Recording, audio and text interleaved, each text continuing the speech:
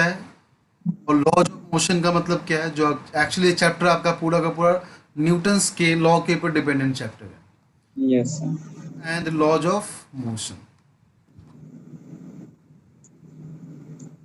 Force को हिंदी में बल बोलते हैं हम लोग, है ना। तो और बल मोशन को क्या बोलते हैं, गति। नियम, सिर्फ बल तथा गति के नियम। हाँ, बल तथा गति के नियम ना। अब ध्यान दो, तो फोर्स का मतलब क्या है, लाइक अगर मान लो सपोज करो एक एक वॉल यहाँ पे है, दीवार है यहाँ पे, ठीक है। एक दीवार पे अगर मान लो कंटिन्यूअसली कुछ बच्चे मान लो यहाँ पे इसके ऊपर पुश करेंगे, फोर्स मतलब इसको पुश किया जा रहा है, क्या दीवार का भी हिलेगा? No sir. Yes, नहीं sir. हिलेगा। तो इसका मतलब ये हुआ कि फोर्स अप्लाई करने से जरूरी नहीं कि आपका स्टेट ऑफ मोशन चेंज होगा, बिकॉज दीवार पहले भी रेस्ट में था और आपके फोर्स अप्लाई करने के बाद भी रेस्ट में है। यस। ये बात समझ रहे हो ना? मैंने बोला कि ये जरूरी नहीं है, बट आपने फोर्स अप्लाई किया कि नहीं किया? आपने फोर्स अप्लाई किया। आप सर। क्या कर रहे हो, किसी बॉडी पे या तो पुश कर रहे हो या तो पुल कर रहे हो। लाइक सपोज करो एक ऑब्जेक्ट रखा हुआ है, दिस द ऑब्जेक्ट। अब उसका मास आप पे मतलब मान लो जितना भी है, 8 kg 10 kg मान लो जितना भी। अगर मान लो इसको हम पुश करना स्टार्ट किए, पुश के मान लो यहाँ पे, सर फोर्स हमेशा न्यूटन में होता है। हाँ फोर्स हमेशा मेजरमेंट करते हैं, ऐसा यूनिट होता है सर, न्यूटन। या फिर आप उसको kg/m² भी बोल सकते हो, ठीक है ना, ठीक है ना। Yes sir. अच्छा, तो ये आपका ऑब्जेक्ट है जिसपे हम मान लो यहाँ पे 10 न्यूटन का फोर्स, 8 न्यूटन का फोर्स राइट की तरफ अप्लाई किए, और ये आपका 15 न्यूटन का फोर्स, 3 न्यूटन का फोर्स लेफ्ट में अप्लाई किया। इसका मतलब बॉडी मूवमेंट नहीं करेगा। तो बॉडी पहले भी रेस्ट में था, बाद में भी रेस्ट में है। इसका मतलब जरूरी नहीं कि आपका फोर्स अप्लाई करने के बाद बॉडी मोशन में आए ही, ठीक है। तो बेसिकली फोर्स को इसीलिए आपको क्लास 6-7 से ही पढ़ाया जाता कि पुश और pull on object is called force, क्योंकि पुश और पुल ये टेंडेंसी दिखाता है कि बॉडी मोशन में आना है कि रेस्ट में आना है। टेंडेंसी अप्लाई किया जा रहा है यहाँ पे बॉडी को मोशन में लाने के लिए या बॉडी को रेस्ट में लाने की जो टेंडेंसी अप्लाई किया दैट इज कॉल्ड फोर्स, ठीक है। आप अगर आप ऐसा बोल दिए डेफिनेशन कि फोर्स का मतलब ये होता है जो बॉडी के स्टेट ऑफ मोशन को चेंज करे, कहने का मतलब जब बॉडी रेस्ट में होगा तो मोशन में चला जाएगा, मोशन में होगा तो रेस्ट में चला जाएगा। तो ये डेफिनेशन 100% करेक्ट नहीं हो सकता तब जब मान लो किसी वॉल पे फोर्स अप्लाई कर रहे तब।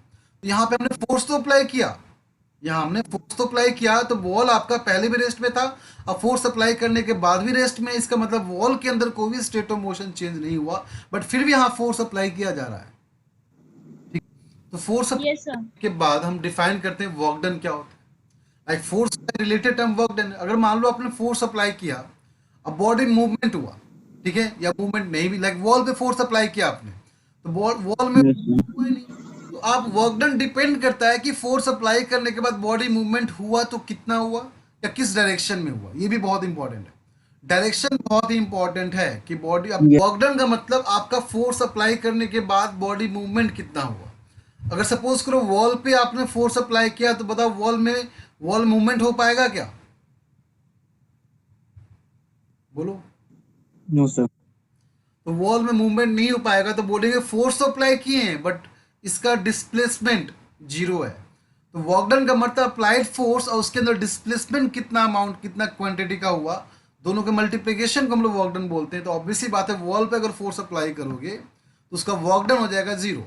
जीरो क्यों होगा? बिकॉज उसमें मूवमेंट कुछ भी नहीं होगा, ठीक है। तो फोर्स से ही रिलेट करके वर्क डन के टर्म को डिफाइन किया गया है। इस बात को समझना भी आपके लिए बहुत इंपॉर्टेंट था। तो बॉडी का मूवमेंट ही नहीं, बॉडी मूवमेंट किस डायरेक्शन में हुआ वो भी डिफाइन करता है वर्क डन को। क्योंकि मान लो सपोज करो, अगर मान लो कि आपने फोर्स अप्लाई किया राइट की तरफ, अब बॉडी जाना स्टार्ट किया ऊपर की तरफ, तो वर्क डन कितना हो जाएगा? जीरो हो जाएगा।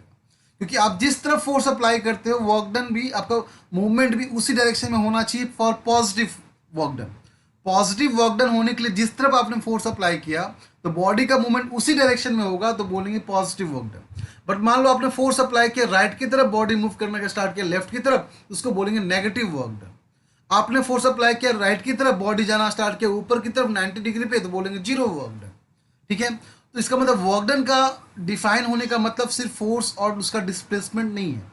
ये भी है कि बॉडी किस तरफ मूव करना स्टार्ट किया, उसके परपेंडिकुलर, उसके डायरेक्शन में कि उसके ऑपोजिट डायरेक्शन में, और उसके अकॉर्डिंग हम डिफाइन करते हैं कि वर्क डन आपका पॉजिटिव है कि नेगेटिव है कि जीरो। क्या लॉजिक क्लियर है बच्चों को? वर्क डन पढ़ने से पहले आपको फोर्स के बारे में जानना बहुत ही जरूरी है। तो मैंने आपको थोड़ी देर पहले बताया कि फोर्स का मतलब आपके लिए 9th क्लास के इतना ही काफ़ी। पुश और पुल को हम लोग फोर्स फोर्स बोलते हैं, जो बॉडी पे अप्लाई करते हैं, ठीक है। आपका अगर नेट फोर्स की बात करें तो यहाँ नेट फोर्स कितना दिख रहा होगा, इधर राइट की तरफ 18 न्यूटन, लेफ्ट की तरफ 18 Newton net force. Sir net force क्या जब भी होता आपको है? नेट फोर्स निकालना हो, याद रखना, जब भी आपको नेट फोर्स निकालना हो तो बस डायरेक्शन को चेक करो। अगर सेम डायरेक्शन में रहेगा तो ऐड करना फोर्स को, सेम डायरेक्शन में फोर्स है तो क्या करोगे, फोर्स को ऐड करोगे, फोर्स एडिटिव। अगर ऑपोजिट डायरेक्शन में है तो यहाँ क्या करोगे, subtract. सब्ट्रैक्ट। क्या लॉजिक क्लियर है? Yes sir.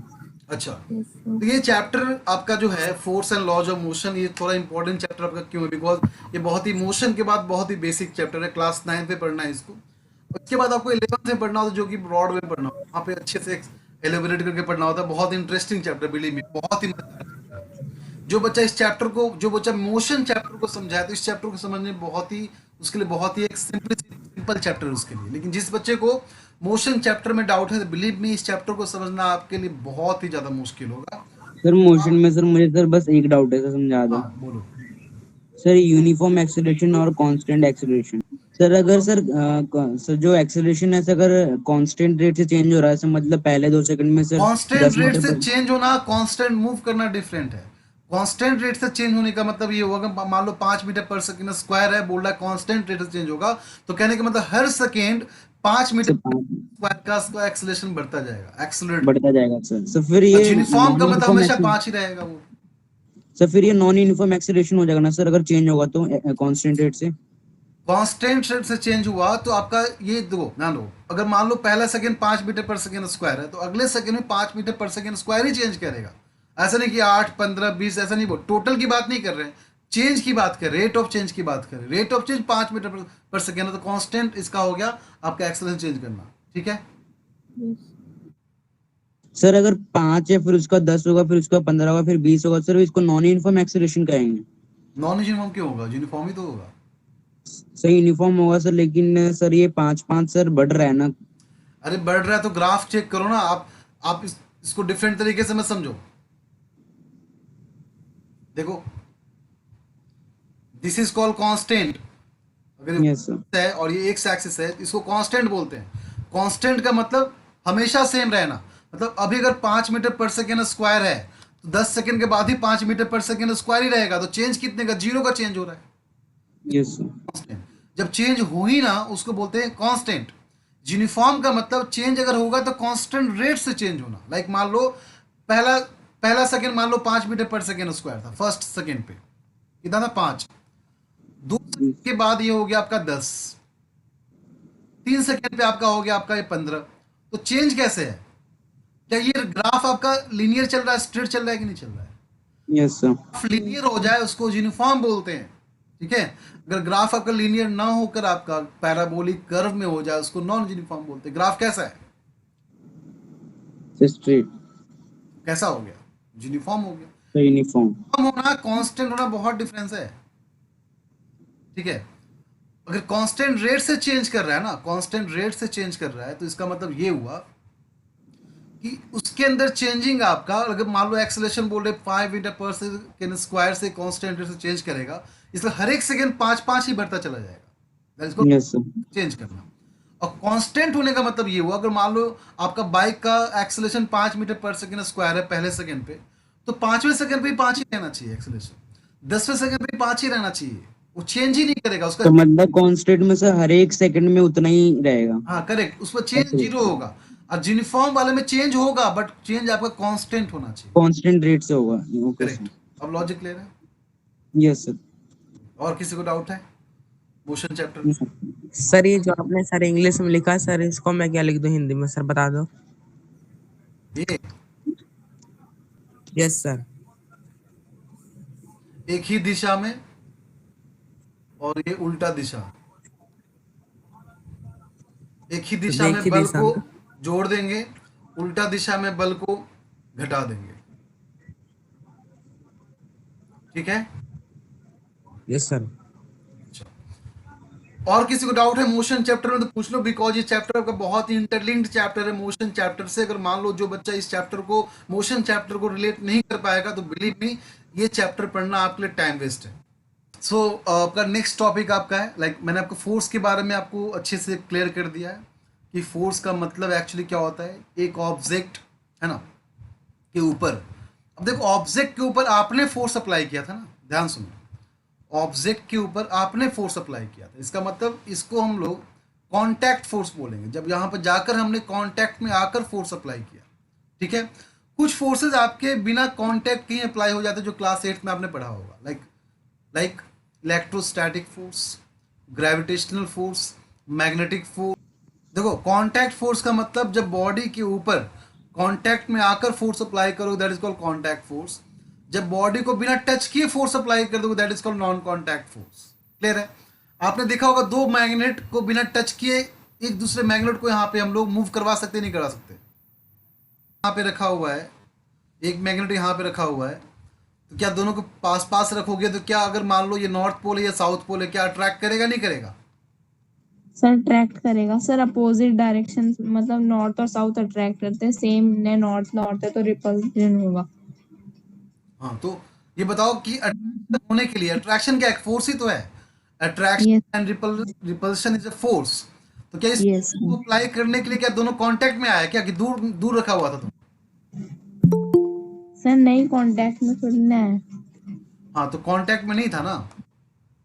यस जब कांटेक्ट में नहीं था तो इस ऐसे फोर्स को बोलते हैं नॉन कांटेक्ट फोर्स। जो फोर्स की बात कर रहे हैं ना, like gravitation force, electrostatic force, magnetic force, ये सब फोर्स जो होते हैं आपके जनरली नॉन कांटेक्ट फोर्स होते हैं, बिना कांटेक्ट में आए फोर्स अप्लाई करते हैं। लाइक अगर देखो ये आपका अर्थ है, अगर किसी यस, पत्थर को ऊपर उछालोगे तो पत्थर दोबारा कहाँ आएगा? तो नो डाउट तो पत्थर, वापस ही आएगा, पत्थर ऊपर जब फेंक नीचे देंगे। आएगा तो इसका मतलब ये हुआ कि अर्थ ने क्या किया, अर्थ ने पत्थर को नीचे खींचा।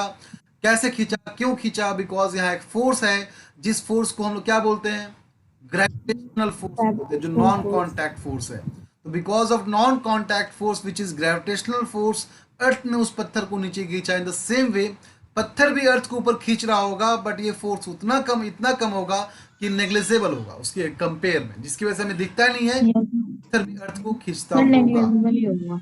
नाउ तो न्यूटन ने इस चीज को ऑब्जर्व किया बहुत तरीके से। ऑब्जर्व करने के बाद उन्होंने बोला, उन्होंने तीन रूल बनाए, तीन लॉ बनाए अपने फोर्स को लेकर। तो फोर्स को लेकर न्यूटन ने तीन लॉ बनाए, जिसको हम लोग न्यूटन फर्स्ट लॉ, है ना, क्या क्या बोलते हैं? न्यूटन फर्स्ट लॉ किसके लिए फर्स्ट बनाया? लॉ। के लिए बनाया। ये न्यूटन ने लॉ किसको देखकर किसके लिए बनाया? न्यूटन ने लॉ मोशन के लिए बनाया, इसको बोलते हैं Newton first law of motion. फिर क्या बोलेंगे? न्यूटन्स, बोलो, आप साथ साथ बोल सकते हैं, बोलो, Newton's. Second law of motion. फिर क्या बोलेंगे? Newton's third third law. Law of motion. Third law of motion. तो बेसिकली आपको ये तीन लॉ पढ़ने होते हैं। आप बिलीव में ये लॉ बहुत ही इंपॉर्टेंट है, क्योंकि घर पे कल को कोई गार्जियन वगैरह आएंगे ना, तो सबसे पहले पूछेंगे बेटा कौन से क्लास में बोलोगे? 9th क्लास में बोलेंगे, बताओ न्यूटन का पहला नियम क्या था, न्यूटन का तीसरा नियम क्या था। तीसरा जनरली कोई नहीं पूछता, बिकॉज तीसरा सब बच्चों को याद होता है, यस सर, ये सब बच्चों को रट्टा होता है, सब बच्चे को पता है। तो जनरली आपको दो क्वेश्चन हमेशा आपको फ्यूचर में फेस करना पड़ेगा कि what is Newton first law of motion, what is Newton second law of motion. आज तीनों लॉ को आपको अच्छे से एक्सप्लेन करते हैं, उसके बाद क्लास को ओवर करते हैं। आज आपका क्लास न्यूटन के लॉ ऑफ मोशन तक ही रहेगा, इसको तीनों एक्सप्लेन करते हैं ना। फर्स्ट लॉ ऑफ मोशन जो आपका है उसको एक्सप्लेन करने से पहले एक टर्म एक्सप्लेन करेंगे, दैट इज कॉल्ड इनर्शिया। क्या बोलते हैं उसको हम लोग? इनर्शिया। इनर्शिया। इनर्शिया को हिंदी में बोलते हैं जड़त्व, बोलते हैं जड़त्व। ओके नाउ, इनर्शिया का मतलब क्या? इनर्शिया बेसिकली किसी ऑब्जेक्ट के स्टेट ऑफ मोशन को बताता है। स्टेट ऑफ मोशन का मतलब वो ऑब्जेक्ट किस स्टेट में है, रेस्ट में है कि मोशन में है। ठीक है। ऑब्जेक्ट के स्टेट को बता रहा है कि ऑब्जेक्ट आपका रेस्ट में है कि मोशन में, दैट इज को इनर्शिया। कहने का मतलब ये हुआ, अगर कोई बॉडी रेस्ट में है तो रेस्ट में ही रहेगा, अब मोशन में है तो मोशन में ही रहेगा, इसी को इनर्शिया बोलते हैं। इससे ज़्यादा कुछ भी नहीं, इससे ज़्यादा सेंटेंस को भी ऐड नहीं करना है। दोबारा रिपीट करें, इनर्शिया का मतलब क्या होता है। अगर कोई बॉडी रेस्ट में है तो रेस्ट में रहेगा, मोशन में है तो मोशन में रहेगा, this is called inertia. If a body is in state of rest, then it continues to be in rest. If a body is in a state of motion, then it will continues to be in motion, and this is called inertia. क्या सबको याद हो गया? क्या बात सबको समझ में आ गया? Yes, sir. दोबारा बोल Yes, रहे हैं, sir. इसके बाद सारे बच्चे मेरे साथ रिपीट करेंगे। दोबारा बोल रहे हैं, इसके बाद सब बच्चे रिपीट करेंगे। मैंने बोला इनर्शिया का मतलब क्या है, जड़त्व का मतलब क्या है। अगर कोई बॉडी रेस्ट में है तो रेस्ट में रहेगा, मोशन में है तो मोशन में रहेगा, इसको बोलते हैं इनर्शिया। साथ साथ बोलो एक बार जल्दी से, फटाफट जल्दी, 1 2 3 स्टार्ट। आवाज नहीं आ रही है, अकेले पढ़ रहे हैं क्या यहाँ पे? If body is in rest, then it continues to be in rest. And sir अगर कोई बॉडी रेस्ट में रहेगा तो रेस्ट में सर रहेगा। Very good. अरे और Body is in rest, then it is in rest, and when a body If is in body motion, is in motion, then it is in motion only. It continues to be in motion. It is in motion मत बोलना है, continues मतलब वो try करेगा अपने आप को motion में रखने का ही ट्राई करेगा। अब बहुत ही खूबसूरत एग्जांपल आपको देते हैं, बहुत ही खूबसूरत। आपके घर में दीवार पे आपका घड़ी टंगा हुआ है क्या? घड़ी है, देखो तो। yes, sir. Yes, sir. Yes, वो sir. घड़ी कितने साल से वहां पे है छोटू? Sir, 4 साल। वो 4 साल से वहीं पे है क्या वो? Yes, sir. क्या वो कभी मूव क्यों नहीं किया? उसको खेलने जाना चाहिए, क्या पता कल को प्लेग्राउंड चला जाए खेलने के लिए, कल को दोस्तों से चला जाए। ऐसा कभी होता है क्या? घड़ी चला गया खेलने के लिए, बोलेगा शाम में आते हैं, No, sir. ऐसा क्यों नहीं होता है? बिकॉज वो बॉडी रेस्ट में है। वो ऑब्जेक्ट कहाँ पे है, किस स्टेट में है? रेस्ट में है। रेस्ट में। किस में रहेगा? रेस्ट में ही रहेगा ना। समझ रहे हो क्या? Yes, sir. चमका चमका नहीं चमका, बोल नहीं रहा है। अब बोल, सर नहीं बोल रहा है। Yes, sir. चमका। अब बाकी Yes, sir. बच्चे को देखो, दोबारा बोल रहे हैं। Yes, sir. आपका जो घड़ी दीवार पे जो टंगा हुआ है वो 4-5 साल से टंगा हुआ है, तो क्या आज तक वही टंगा हुआ है? ठीक है, क्यों? उसको खेलने जाने का मन करता, खेलने नहीं गया। दोस्तों से मिलने का मन किया तो मिलने नहीं गया। क्यों? वो बॉडी रेस्ट में था, तो रेस्ट में था तो रेस्ट में रह गया। अच्छा, अब बताओ सन के अराउंड अर्थ क्या कर रहा है? घूम रहा है कि नहीं घूम रहा है? कि नहीं? Yes, sir. अच्छा, Yes, घूम sir. रहा है तो कब से घूम रहा है? करोड़ों साल पहले से घूम रहा है। मतलब मोशन में था तो हमेशा कैसा है? में था तो कैसा है? Sir, मोशन ही है continue. ना। Yes, sir. Motion. इसी Yes, को sir. जड़त्व, इसी को इनर्शिया बोलते हैं छोटू, याद रखना। सेंटेंस को एक्स्ट्रा ऐड गलती से मत करना, जो बोल रहे दोबारा सुन लो। अगर कोई बॉडी रेस्ट में है तो रेस्ट में रहेगा, मोशन में है तो मोशन में रहेगा, इसी को इनर्शिया बोलते हैं। इस इनर्शिया को ध्यान सुनो जो बोल रहे हैं। सेम इनर्शिया पढ़ना होता है आपको, रोटेशनल मोशन में पढ़ना होता है। That inertia is different from this inertia, completely different हो जाता है। मतलब कहने का ये हुआ, इनर्शिया एक्चुअली बॉडी के मास को रिप्रेजेंट करता है। ठीक है, इनर्शिया बॉडी के मास को रिप्रेजेंट करता है। तो वहां पे हम लोग मास का मतलब सेम इनर्शिया को वहां पे डिफरेंट तरीके से रिप्रेजेंट करते हैं। बट आपको वो चैप्टर अभी नहीं पढ़ना है, आपको फाउंडेशन बैच में पढ़ाएंगे कि आपका इनर्शिया का मतलब वहां पे क्या होता है। जब फाउंडेशन बैच हम लोग कंटिन्यू करने लायक, इस संडे तो नहीं हो पाया, बट पर होगा कंटिन्यू आपका। देखो फाउंडेशन बैच कभी मिस मत करना, बिकॉज उसको एक्स्ट्रा लेवल तक पढ़ाएंगे हम। ठीक है, नाउ इनर्शिया का मतलब सब बच्चे समझ चुके हैं मेरे ख्याल से। क्या किसी को डाउट है? Yes, sir. No, sir. No, sir. Yes, sir. तो इनर्शिया को ही ऐड करके न्यूटन ने फर्स्ट लॉ ऑफ मोशन को बताया। बहुत इंटरेस्टिंग है, बहुत मजेदार है, बिलीव मी, मजा आएगा, फील करोगे आप, देखना। तो न्यूटन ने क्या बोला? न्यूटन इनर्शिया को यूज किया, इसलिए Newton first law of motion को इनर्शिया भी बोलते हैं। क्यों बोलते हैं? बिकॉज न्यूटन ने इनर्शिया टर्म को यूज करके अपने फर्स्ट लॉ को डिफाइन किया हुआ। ठीक है, जब न्यूटन ने इनर्शिया टर्म को यूज करके फर्स्ट लॉ को डिफाइन किया, इसलिए क्या बोलते हैं उसको? लॉ ऑफ इनर्शिया बोलते हैं। क्या logic Yes, sir. Yes, sir. अच्छा, तो कोई आपसे पूछ दे फ्यूचर में, बताओ बेटा कि law of inertia Newton first law of motion क्या, दोनों सेम चाहिए कि नहीं? बताओ जल्दी बोलो। Yes, sir. दोनों सेम है। Yes, दोबारा बोल sir. रहे हैं, Newton first law of motion या लॉ ऑफ इनर्शिया सेम चीज है। क्यों? Newton first law of motion को डिफाइन करने के लिए हम इनर्शिया टर्म को हमने यूज किया है। नाउ अब पूछते हैं, सोचते हैं यहाँ पे कि what is the meaning of Newton first law of motion क्या था? सुनो अच्छे से। न्यूटन फर्स्ट लॉ मोशन आपको इनर्शिया को यूज किया गया, देखो कैसे बोलेंगे, दोबारा सुनना, एक एक सेंटेंस को दोबारा सुनना। अगर कोई बॉडी रेस्ट में है तो रेस्ट में रहेगा, मोशन में है तो मोशन में रहेगा। अगर कोई बॉडी रेस्ट में है तो रेस्ट में रहेगा, मोशन में है तो मोशन में रहेगा। कब तक? जब तक उसके ऊपर कोई एक्सटर्नल फोर्स ना अप्लाई किया गया हो। कैसे? आप देखते हो ना, आपका घड़ी जो दीवार पे टंगा हुआ है कभी कभी रुक जाता है, तो क्या करते हो उसको? आप घड़ी को उतारते हो, बैटरी लगा, बैटरी उसके अंदर इंसर्ट करते हो, फिर घड़ी को वहीं पे टांग देते हो। क्लियर है? Yes sir. कुछ देर तक वो घड़ी आपका मोशन में आया, बिकॉज आपने हाथों से उठाया, बैटरी इंसर्ट किया, फिर दोबारा उसी पोजीशन में हैंग कर दिया हमने। तो क्या बॉडी थोड़ी देर के लिए मोशन में आया कि नहीं आया? Yes sir. कब आया? Yes, जब आपने फोर्स अप्लाई किया तब आया ना। Yes sir. अच्छा, इसका मतलब बॉडी अगर रेस्ट में है तो रेस्ट में रहेगा, मोशन तो मोशन में रहेगा, बट उसका स्टेट ऑफ मोशन तब चेंज होगा जब आप एक्सटर्नल फोर्स अप्लाई कर दोगे। मतलब बॉडी अगर रेस्ट को मोशन में कन्वर्ट करना है, बॉडी अगर रेस्ट में उसको मोशन में कन्वर्ट करना है तो हमें एक फोर्स अप्लाई करना पड़ेगा। अगर बॉडी मोशन में है, रेस्ट में कन्वर्ट करना है तो हमें एक फोर्स अप्लाई करना पड़ेगा, and that force is external. इसका मतलब इनर्शिया का आपका टर्म, दोबारा लॉ ऑफ मोशन को दोबारा पढ़ रहे सब बच्चे रिपीट करना, एक एक सेंटेंस सेम होना चाहिए, डिफरेंट नहीं होना चाहिए, बिकॉज न्यूटन का एक ये आपका गिवन थ्योरी है, तो थ्योरी आपका कभी चेंज नहीं करना चाहिए। दोबारा बोल रहे हैं, अगर कोई बॉडी रेस्ट में है तो रेस्ट में रहेगा, मोशन में है तो मोशन में रहेगा। कब तक? जब तक उसके ऊपर कोई एक्सटर्नल फोर्स ना अप्लाई किया जाए। सारे बच्चे दोबारा बोलो, रिपीट। सर अगर कोई बॉडी से रेस्ट में है तो सर वो रेस्ट में ही रहेगा, और अगर कोई मोशन में है तो मोशन में ही रहेगा जब तक उस पर कोई एक्सटर्नल फोर्स नहीं लगाया जाता है। और कोई मिस मत करना अगली बार से। अगर कोई बॉडी रेस्ट में है तो रेस्ट में रहेगा, मोशन में है तो मोशन में रहेगा। कब तक? ये बोलना है, कब तक? जब तक उसके ऊपर कोई एक्सटर्नल फोर्स ना अप्लाई किया जाए। इंग्लिश में बोल दे रहे हैं, if body is in rest then it continues to be in rest, if body is in motion then it continues to be in motion, unless or until if an external force is applied on it. अब आपको Yes, sir. मैंने यहाँ पे एक term use किया होगा, external force. तो समझते हैं एक्सटर्नल फोर्स क्या होता है?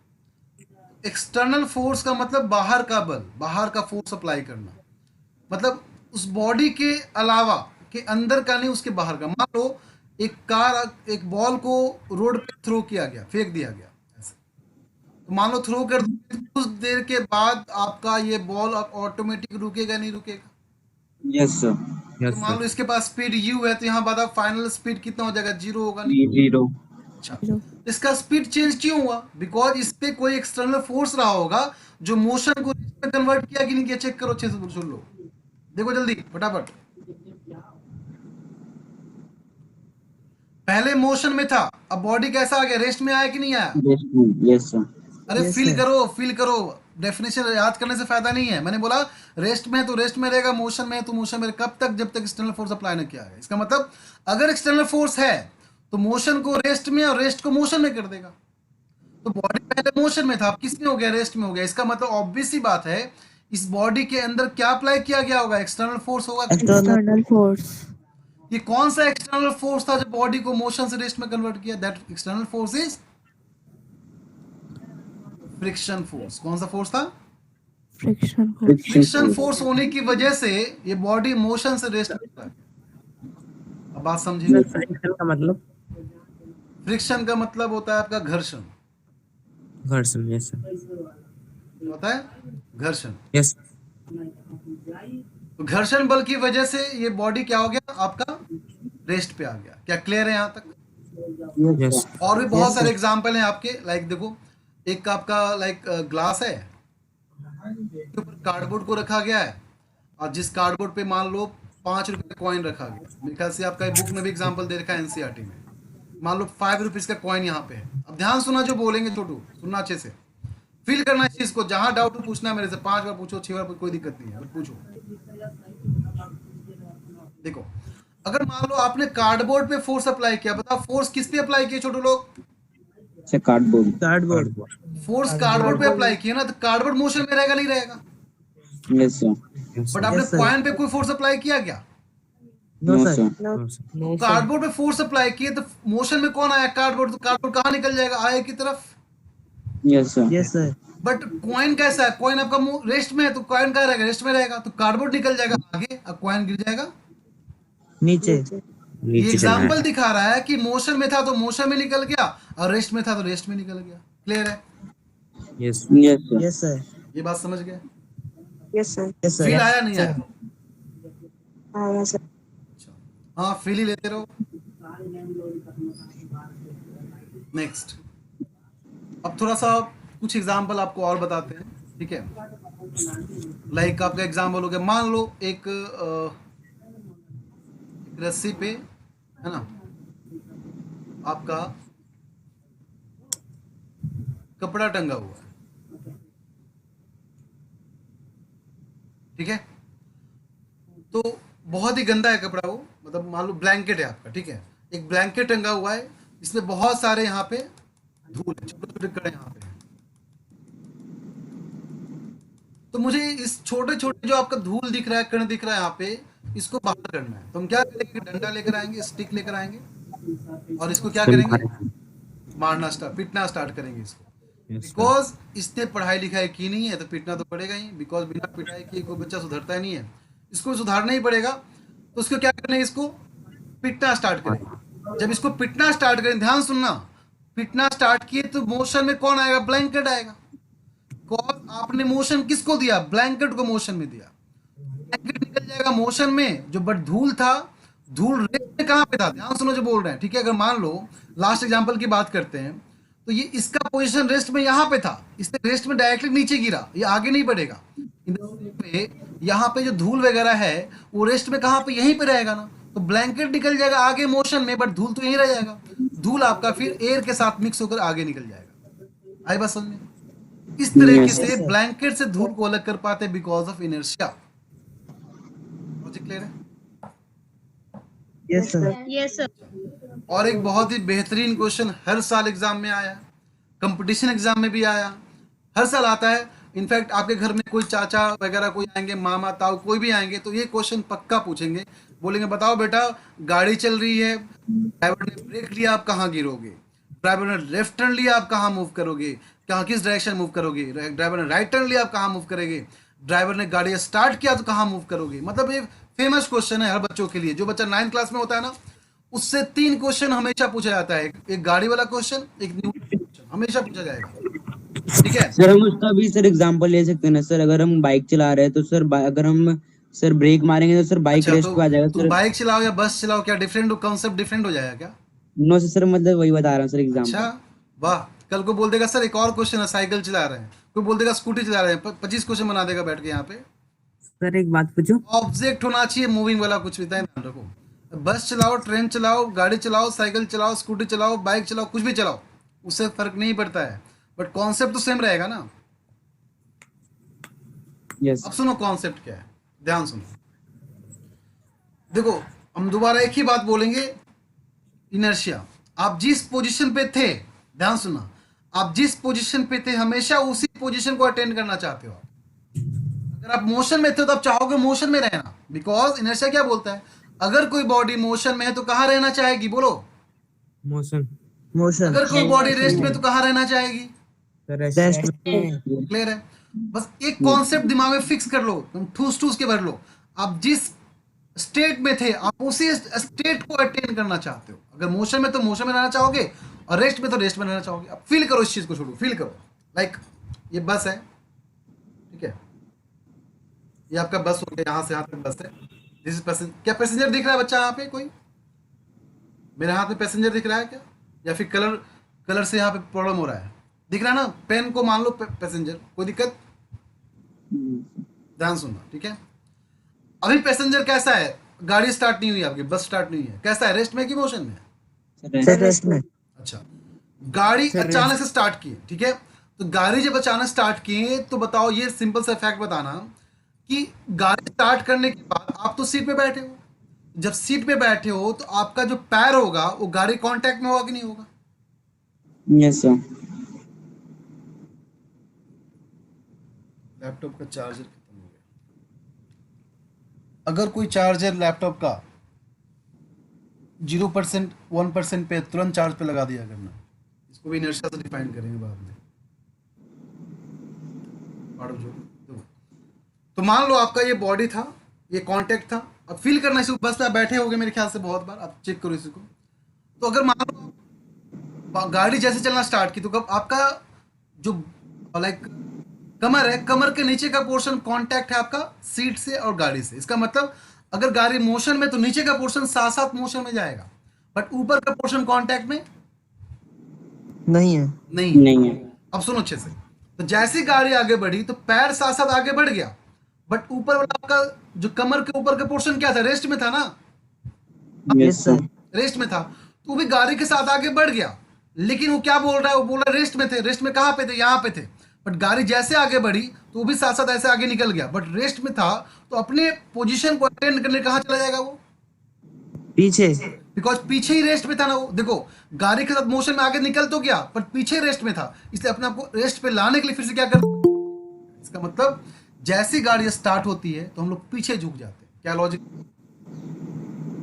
Yes sir. क्या समझ पा रहे हो? Yes sir. Yes, sir. Yes, sir. मतलब चमका नहीं चमका इतना बताओ सिर्फ। सर एक बार सर ये फिर से समझा दो सर। दोबारा बताते हैं। ये मान लो आपका है, ये मान लो आपका बस है, इस पे हम बैठे हुए हैं ऐसे, ठीक है। अगर मान लो बस आपका आगे निकल गया ऐसे, बस जब आगे निकल गया इस तरह से, जस्ट गाड़ी स्टार्ट हुई आपकी, तो इसका मतलब ये हुआ कि साथ साथ हमारा बॉडी भी आगे निकलेगा। बट बॉडी था कहाँ पे, रेस्ट पे। तो रेस्ट में कहाँ पे थे, पीछे की तरफ थे ना, बिकॉज आपका पोजीशन पीछे रेस्ट था। तो आप रेस्ट मोशन में आगे तो निकल गए, बट रेस्ट पीछे वाला पोर्शन था, इसलिए अपने बॉडी को पीछे झुकाएंगे और रेस्ट पे लेकर चले जाएंगे।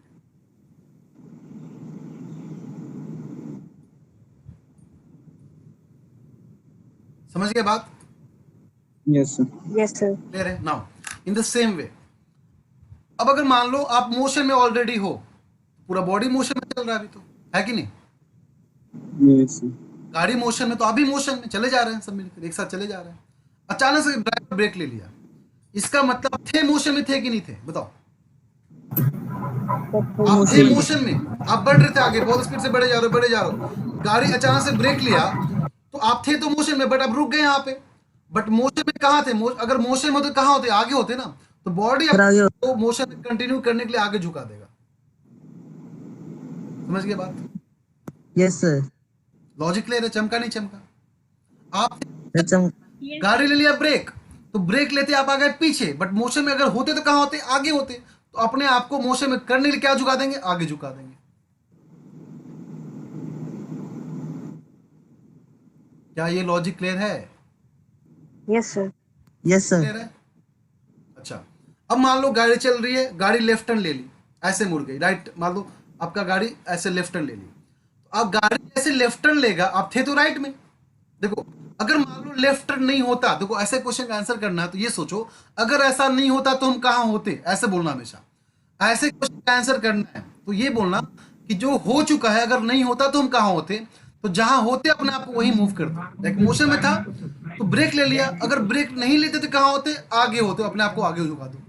अब लॉजिक क्लियर है? रेस्ट में था, गाड़ी अचानक चलना स्टार्ट की, अगर स्टार्ट नहीं होती तो कहाँ होते, पीछे होते, तो अपने आप को पीछे झुका दो। अब समझे? अब चमका नहीं चमका? Yes sir.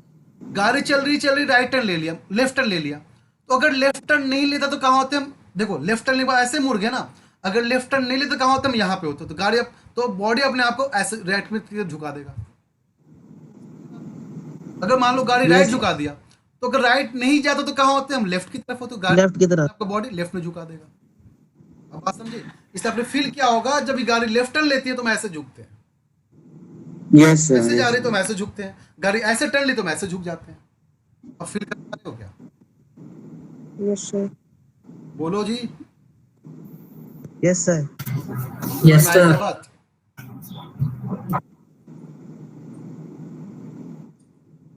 किसी को डाउट? No sir. No, sir. तो मुझे वंश एक्सप्लेन करेगा तीनों चारों पोर्शन गाड़ी को लेकर। अगर गाड़ी मान लो रेस्ट में है, अचानक मोशन में आया तो क्या होगा, गाड़ी अगर मान लो आपका मोशन में अचानक से ब्रेक लेंगे तो क्या होगा, जल्दी बताओ इसका आंसर।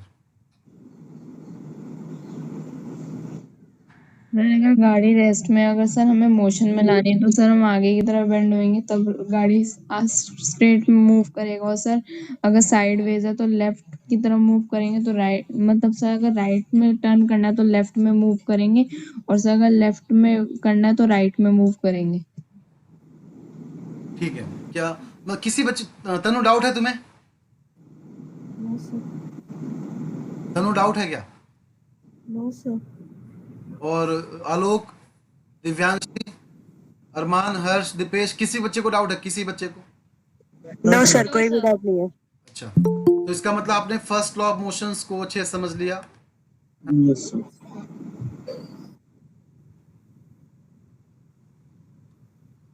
चलो, तो हम लोग नेक्स्ट क्लास से न्यूटन से एंड आपका third law of motion continue करेंगे।